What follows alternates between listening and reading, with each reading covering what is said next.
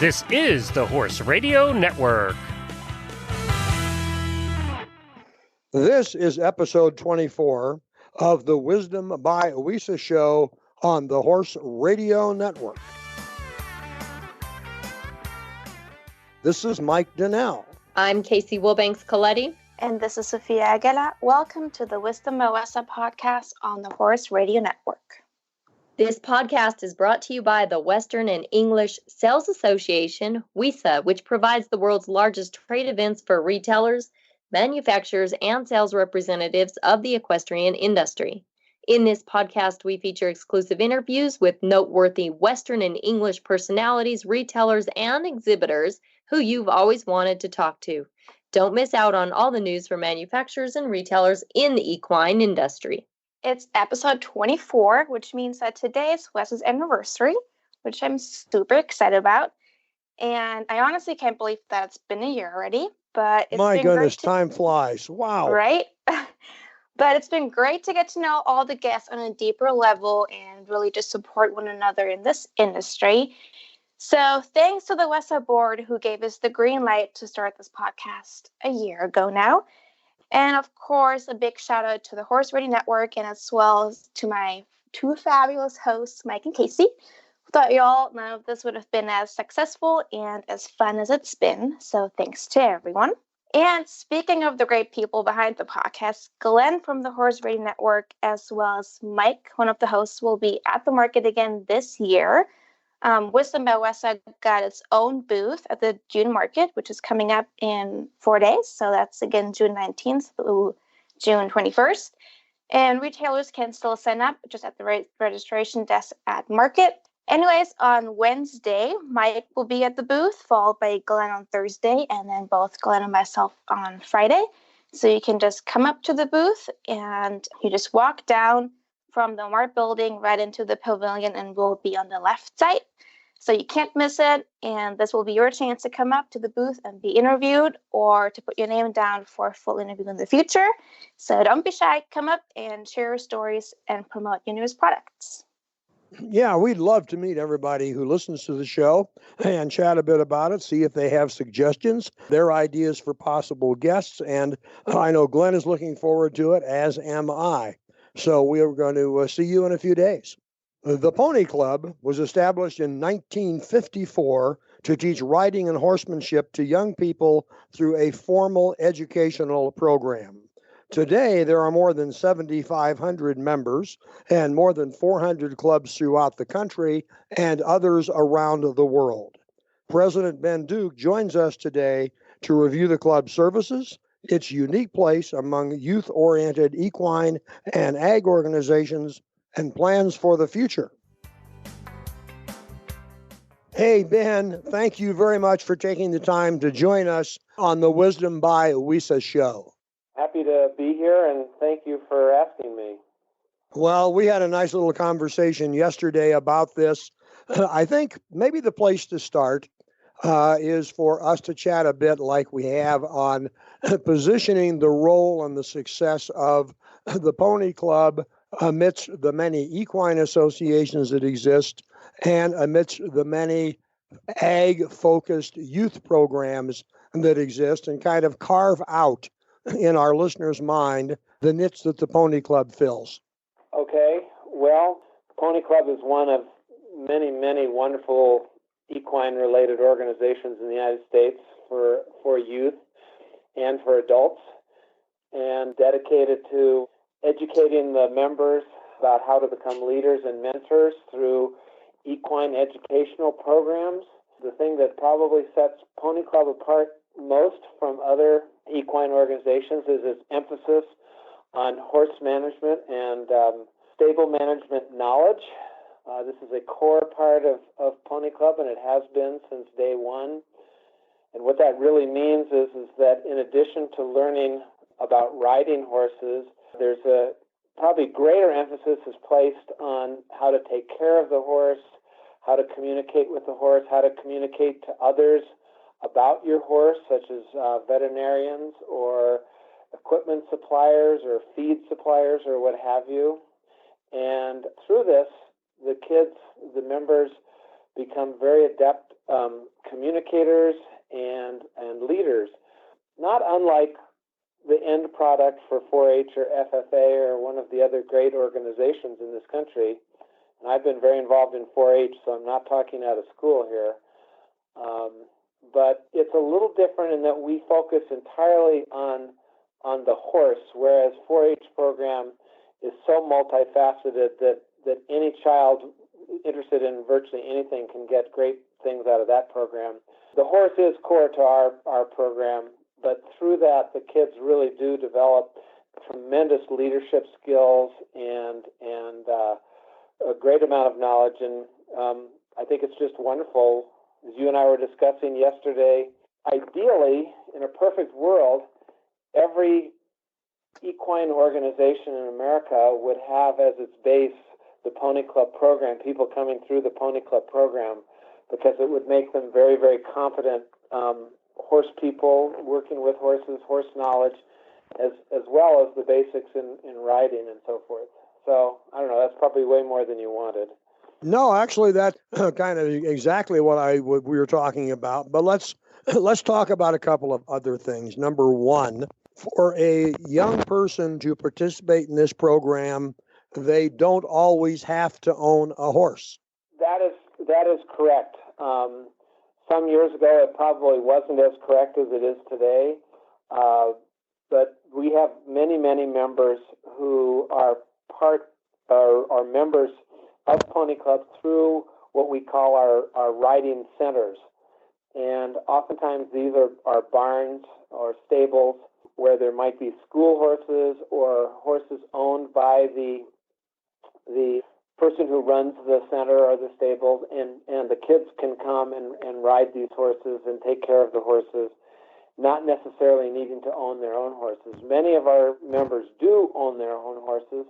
Many of them board them at stables and so forth. But we've worked very, very hard to try to be as inclusive as we can by encouraging these riding centers. They're called Pony Club riding centers, whereby more urban-based children can become affiliated with one of these riding centers programs and have horses that are made available to them for the Pony Club programs and the Pony Club events and that sort of thing. It's different in different parts of the country. There's not one model that fits everything across the country. Some riding centers are more open to having youngsters that do not own horses than others, and I think it's probably primarily logistics or what they have available at any given place. Ben, even though a horse is not required, horsemanship is one of the core values of the Pony Club, which I think is quite unique because it may involve a horse and it may involve horsemanship, but what you're teaching is so much more. And the things that are being learned by the youth within the organization is skills that really set them up for the rest of their life in real world situations, even outside of horses. That is absolutely correct. I'm probably as good a case in point for that as any. I grew up in the Pony Club program, joined Pony Club in 1964 here in Colorado, the Platte Valley Pony Club. And I've had horses the majority of my life. We live on a ranch. We have lots of animals. But when I think back to my working career, I worked in the nonprofit sector for 40 years, primarily as a fundraiser or an executive director of different nonprofits. I think back to any success that I had in my working career, I really trace back to Pony Club and the basic tenets of Pony Club, which is all about organization, knowledge, communication, passion, sportsmanship, all of those things which you can translate into your daily lives. And I think our members across the country, we have thousands upon thousands of Pony Club graduates all over the United States. Many of them are highly successful people in their own rights that have nothing to do with horses. They might be lawyers or doctors or teachers or college presidents or what have you. But you talk to any one of them, and just as you said, it's these core values of Pony Club that every Pony Clubber has to go through, teaches these incredible leadership and confidence building skills. I guess that as much in my own life, and I think it's true for many Pony Club graduates, it's the confidence that I built of having to work with a live animal, having to be very, very careful about what we did with them, the organization of equipment, the safety aspects, all of that. You can translate that to almost any other part of your life, including, sure. I have two grown children, and I think that they probably thought that they were in some sort of a Pony Club program themselves, the way I treated them when they were growing up, because I didn't want anything to happen to them. Sure. That, you know what, Ben, I would like to echo that. I grew up with horses my whole life, and that was what I did on a daily basis. And you learn very young to take care of animals and how to do it properly. So when I was to have my first child, I thought, my goodness, I know how to take care. I may not have ever been a mom before, but I have been taking care of other living things my whole life. So that's an interesting perspective from you that I completely agree with. I want to ask you more just about the club in general, because this is large. Ben, how many clubs and how many members are there? Nationwide in the United States right now, there are about 7,500 members. Around the world in the Pony Club program, there are over 25,000 members in various other countries. But in the United States, there are about 7,500. As with a lot of youth organizations, now the numbers have been dropping somewhat in recent years, and that is primarily due to demographics. There are fewer children, and also the fact that children have so many more options available to them than they did a number of years ago. And so parents and children alike have to make more choices. And I think that if you talk to almost any youth organization, they've experienced the challenges of that. That said, we have over 400 clubs scattered around the United States with a lot of happy members doing a lot of really amazing things, not just from the educational point of view of learning the horse management and so forth, but there's a lot of local competitions and local fun things that the kids do. The whole idea of Pony Club is that it's got to be fun while at the same time incredibly educational. Yes. And I think Pony Club does an excellent job with that. Yes. And because of the educational basis to the Pony Club, your instructors are such a large part of this. And I'd just like you to touch a little more on your instructors, how they're chosen, because as I'm looking at your website, ponyclub.org, it's a process, and they are very, very well educated instructors. Yes, Pony Club is largely a volunteer-driven organization. I mean, we do have a national staff in our headquarters in Lexington, Kentucky, with about 18 employees, but everything spread out across the United States relies pretty much on volunteers or instructors who are paid. They're not going to get rich being a teacher for Pony Club, I can assure you. So what happens is that at the club level, the actual Pony Club or the riding center level, it's assessed about what the needs are for the children who are there, what kinds of interests they have, because Pony Club touches not only English riding but Western riding and jumping and eventing and all sorts of things. And then a lot of times the instructors, particularly at the lower levels, are volunteers. There's a lot of resource materials that Pony Club has produced to help these volunteers become proficient in disseminating a common sense of how things are done. In other words, we're not going to ever tell a specific teacher or instructor exactly how to teach, because that would be virtually impossible. However, we have various curricula that have been developed in various styles, and we have a lot of workshops over the course of the year. Some are online, some are in person, whereby instructors can then at least have a common base of knowledge and a common base of expectations.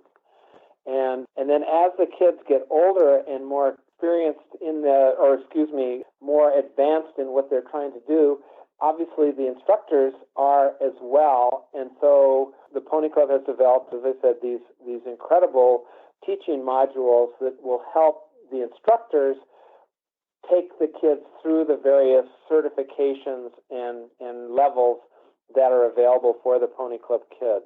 I think that answers your question. Yeah. Well, and as cliche as it sounds, but it's true. The youth is our future. And if ever I've seen a time in all of the Western industry that there is such an extravagant opportunity for youth, it is definitely now. And the Pony Club is definitely a large part of that. And I'm sure, Mike, you would agree and could add some sentiments to that as well. Well, yes, and you mentioned something very briefly, but I think it's worth mentioning. When one goes to your website, you might mistakenly get the impression this is an English only organization. But as you and I discussed, one of the things you are trying to do is to incorporate more people who are riding Western and interested in the Western equestrian world. That's absolutely true. And the reason you don't see it very heavily expressed on our website is that we're pretty new at it, and I don't think we have enough pictures yet. But we definitely have opened up Western disciplines as well as the English disciplines. It's been very, very well received. This year at our championships in Tryon, North Carolina, and here in Parker, Colorado at the Colorado Horse Park, we will be having some Western discipline competitions for the first time ever. Things such as Gymkhana, and then there's going to be some trail classes and so forth. We are entering it with a very, what's the right word? We're not just jumping in head first. We're trying to do it in a way that is both compatible with what has been known as the Pony Club program for years, while at the same time trying to embrace something that, quite frankly, for a lot of Pony Club people is a little bit different. They're fortunate right now, for better or worse, to have a president who actually spends more time in a Western saddle now than I do in an English saddle, living on a ranch. I grew up riding both, but I think that the inclusion of the Western disciplines is absolutely fantastic. I think it's going to open up a whole new realm of possibilities for Pony Club, and I think we're going to probably end up attracting some new members who, quite frankly, could care less about an English saddle. The only thing that's going to be a little bit different for many of the Western riders in Pony Club is its adherence to safety. Safety for primarily the rider, but also for the horse. And it's Pony Club that really developed these standards that are used not just in the United States, but now around the world for head safety, headgear safety, the ASTM requirements and that sort of thing. That was pioneered by Pony Club in the 1970s, and we are now doing the same thing with safety vests and that sort of thing. So safety is paramount, and that is one thing that the Western riders are going to see is the emphasis on safety. Many, many Western riders are used to wearing cowboy hats as opposed to safety helmets, and Pony Club, unfortunately, that's just not going to cut it, because we think it's so important, the safety of the child, and we've developed these great models for safety, and so we're not going to change it just because a discipline in many instances does not adhere to the same safety standards that Pony Club does. That makes sense. Now, one more question, because we have listeners from everywhere. If they have a child or a neighbor has a child and they think this sounds great, what's the easiest way for them to find the closest Pony Club? Probably to go to the Pony Club website, which is www.ponyclub.org. And there is a pretty easy to find link that says find a club, and it starts with a map of the United States, and you kind of drill down from there. However, I think websites have a funny way of sometimes being easy and sometimes being less easy, and Pony Club's website is no different from that in that regard. So that I would say that if a family who wants to become involved with Pony Club and is struggling with the website, they should call the Pony Club office at area code 859-254-7669. And the wonderful staff there in Lexington, Kentucky can help them either navigate through the website or get them connected with a club or a riding center that's close by to them. That's great. Ben, listen, we could talk about this for a long time. It's a great organization, one that Casey was aware of. I had not heard much about, but now I feel a little more confident I can tell people about it. And we just want to thank you for taking the time to educate us and our listeners about the Pony Club. Well, it's my pleasure, and I really appreciate your asking me to be on the program. And all I can say by way of finishing is that there is no program for youth or adults that better meets the needs of leadership and confidence and sportsmanship than the United States Pony Club. Our sort of slogan is Pony Club Proud, and that's something that's very easy for me as a Pony Club graduate to talk about very, very easily. It's a wonderful, wonderful organization, and I'm so happy to be associated with it. Thanks so much for your time. Thank you. The show notes and links from today's show can be found at www.wisdombywesa.com. And also, we'd love to hear your feedback about the show. And there's a contact link on that website. The Wisdom by WISA show will be published on the 15th and 30th of every month. You can listen on most of your favorite podcast players, and you can also listen on the Horse Radio Network app on your iOS or Android phone. You just search Horse Radio Network in the App Store. It's free and it's super easy to use. Be sure to visit all the great shows on the Horse Radio Network at horseradionetwork.com. Thanks for listening to the Wisdom by WISA podcast. WISA, where the industry meets.